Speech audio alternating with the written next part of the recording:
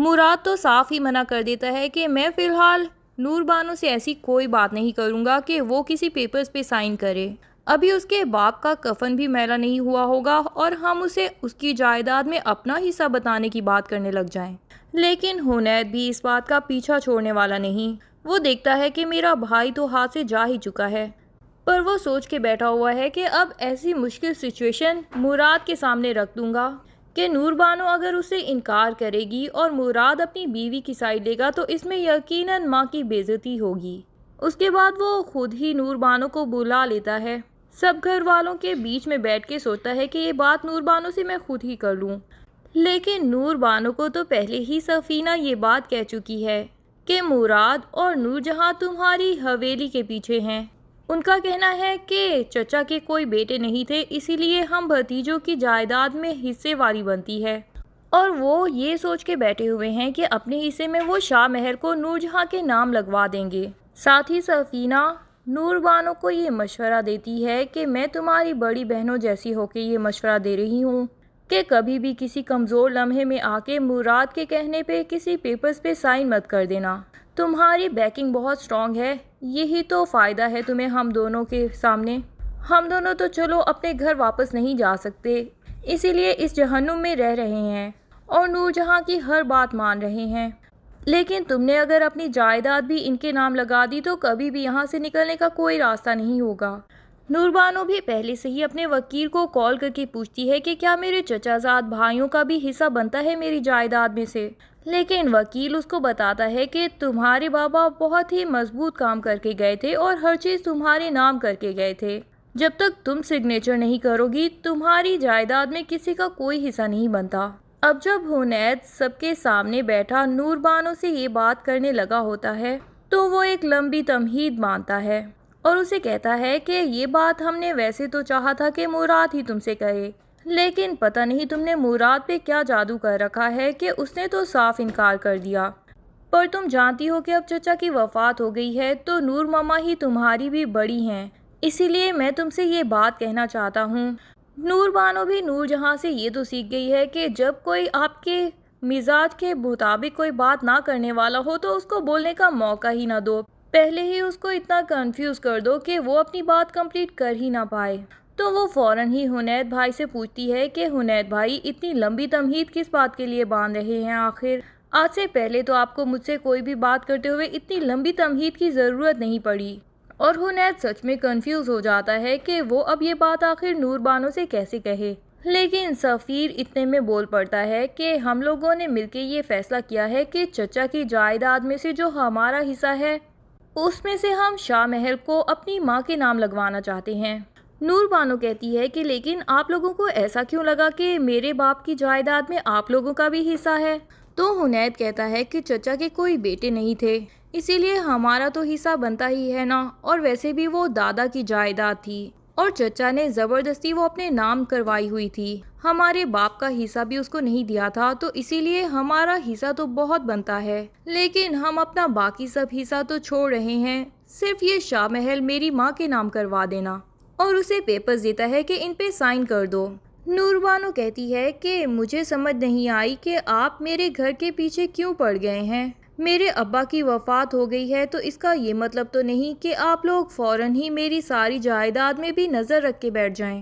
پھر وہ کہتی ہے کہ آخر میں بھی اسی گھر کی ہی فرد ہوں، وہ محل اگر میرے نام ہو یا اماں کے نام ہو ایک ہی بات ہے. اماں یا آپ لوگ جب بھی اس محل میں جانا چاہیں میری طرف سے تو کوئی رکاوٹ نہیں، لیکن نام کروانے کی بات تو مجھے سمجھ نہیں آئی. اماں کی تو اس محل سے کوئی خاص انسیت نہیں ہے، جبکہ میرے ماں باپ کے آخری دن وہیں پر ہی گزرے ہیں اور میں یہ نہیں بھول سکتی کہ میں اپنے ابا کے آخری دنوں میں بھی ان سے ملاقات ہی نہیں کر پائی. اسی لیے میں چاہتی ہوں کہ ابا کا گھر پہلے جیسے تھا ابھی بھی ہمیشہ ویسے ہی رہے، ایٹ لیسٹ میری زندگی تک تو اس کو کوئی بھی کچھ بھی کرنے کا نہ سوچے. یہ بات کہہ کے تو وہ نور جہاں اور حنید کا منہ بند کروا دیتی ہے. ظاہری بات ہے جو اٹیچمنٹ نور بانو کو اس گھر سے ہو سکتی ہے وہ کسی اور کو تو نہیں ہو سکتی. اور نور بانو کے اس جواب سے نور جہاں کا یہ خواب تو ادھورا ہی رہ جاتا ہے کہ وہ شاہ محل سے مختار شاہ کے نام کی تختی ہٹا کے نور جہاں کے نام کی تختی لگوا لے گی. اور پھر مختار شاہ کے نام کی تختی کو وہ اپنے میڈلز کے ساتھ ہی رکھ دے گی، اور یہ تختی تو اس کی لائف کی سب سے بڑی اچیومنٹ ہوگی کہ مختار شاہ نے اپنی زندگی میں جس گھر میں نور جہاں کو انٹر ہونے کی پرمیشن نہیں دی تھی، اس کے مرنے کے بعد وہ نور جہاں کا ہی ہو گیا۔ نور بانو یہ کہہ کے اپنے روم میں چلی جاتی ہے اور سب سے کہتی ہے کہ معذرت کے ساتھ میری طبیعت کچھ ٹھیک نہیں ہے۔ مراد بھی اس کے پیچھے چلا جاتا ہے، اور شام میں جب کھانے کا ٹائم ہوتا ہے تو نور بانو ابھی بھی طبیعت خراب ہونے کا کہہ دیتی ہے۔ مراد اس کو فورس نہیں کرتا کہ آؤ سب کے ساتھ جا کے کھانا کھاؤ، بلکہ وہ ڈائننگ ٹیبل پہ جاتا ہے اور نور بانو کے لیے کھانا پلیٹ میں ڈالنے لگا ہوتا ہے۔ ماں پوچھتی ہے کہ یہ کہاں لے کے جا رہے ہو، تو وہ جواب دیتا ہے کہ نور بانو کی طبیعت ٹھیک نہیں ہے، اسی لیے اس کا کھانا اس کے کمرے میں ہی لے کے جا رہا ہوں۔ نور جہاں کو تو اب مزید غصہ آتا ہے کہ کس طرح مراد اپنی بیوی کے کہنے میں آ کے اس گھر کے ایک ایک رولز کو توڑ رہا ہے، اور کس طرح وہ نور جہاں کی بھی مخالفت کرنے لگ گیا ہے، اپنی ماں کو بتانے لگ گیا ہے کہ یہاں پہ آپ غلط ہیں۔ لیکن وہ مراد سے صرف اتنا ہی کہہ پاتی ہے کہ تمہاری بیوی بھی اس گھر کی بہو ہے، اور اس گھر کی بہوؤں کے لیے کچھ رولز مقرر ہیں، وہ ساری بہوؤں کے لیے ایکولی ہی ہیں، چاہے وہ کسی غریب کے گھر سے آئی ہے یا کسی مہر کی شہزادی ہے۔ اپنی بیوی کو بتا دو کہ اگر اس کی طبیعت ٹھیک نہیں بھی ہے تو ٹھیک ہے، کھانا مت کھائے، اور اگر کھانا کھانے جتنی طبیعت ٹھیک ہے تو آ کے یہاں ہمارے ساتھ بیٹھ کے کھائے۔ مراد وہاں سے خود بھی اٹھ کے چلا جاتا ہے بغیر کھانا کھائے، اور پھر وہ تھوڑی دیر بعد نور بانو کو کہیں باہر لے جاتا ہے کھانا کھانے کے لیے۔ نور جہاں تو یہ سب دیکھ کے جل بھن جائے گی کہ مراد کی اتنی ہمت کہ وہ اپنی بیوی کی سائیڈ لینے کے لیے میری اتنی مخالفت کر سکتا ہے اور میری اتنی ذلت کر سکتا ہے۔ اب تو نور جہاں نور بانو کے اگینسٹ ایک محاذ کھڑا کر لے گی۔ دوسری طرف سفینہ یہ سب دیکھ کے بہت ہی خوش ہوگی، کیونکہ سفینہ اس گھر کی وہ بہو ہے جس نے سب سے زیادہ ظلم سہے ہیں نور جہاں کے۔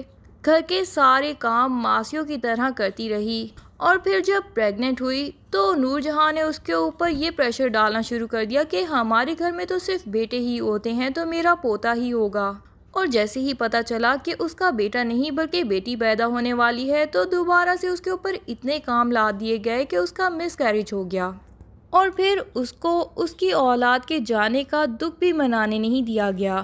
سفینہ اپنے گھر والوں کی مجبوریوں کی وجہ سے اس گھر میں واپس تو آ گئی، لیکن وہ نور جہاں سے شدید نفرت کرتی ہے، اور وہ یہی کہتی ہے کہ نور جہاں ایک فرعون ہے، اور جس طرح ہر فرعون کے لیے ایک موسیٰ آتا ہے اور وہ لوگوں کا ساتھ دیتا ہے اور اس فرعون سے ان کی جان چھڑواتا ہے، اسی طرح اس فرعون کے لیے موسیٰ نور بانو ہے۔